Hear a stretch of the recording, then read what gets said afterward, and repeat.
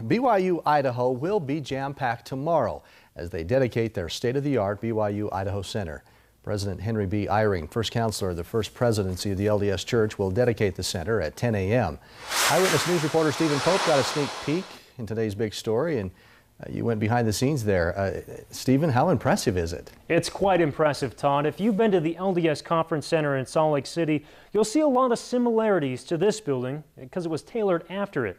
BYU-Idaho President Kim Clark called the new center the capstone project that will represent what the university is for years to come. When the BYU-Idaho Center was conceived, our primary purpose was to create a gathering space, a place that would gather the student body and would be big enough so that really we could have all of the students come and meet in one location. Why are large gatherings so important to the university and the church?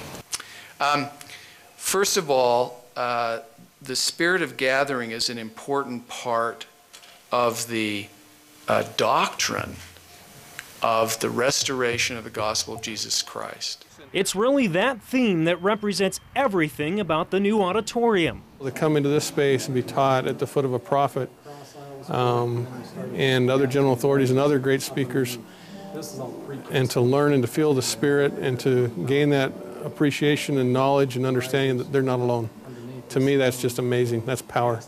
15,000 students can fit inside of the BYU-Idaho Center. But just how big is it? 5 million cubic feet of space. One of the key aspects of that building is its sacred character.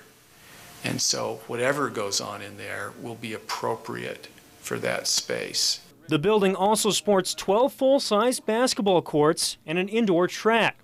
Clark repeatedly called the BYU-Idaho Center an inspiration under the direction of heaven.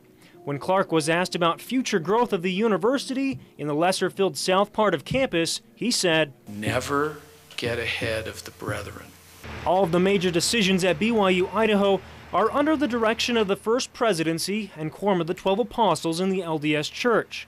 One of those decisions was whether to make the facility broadcast capable. President Clark says that's something they mulled over for some time, but in the end decided it was important to be capable of large-scale productions and broadcasts. There was set in motion a whole series of things that needed to be put in place to really make a four-year school possible and to provide the facilities to serve the numbers of students that we expected. And that's what's been complete. Now, in the future, I'm sure there will be other projects, other things that will happen. But I doubt that at least in your lifetime and my lifetime, we'll ever see anything like the BYU-Idaho Center.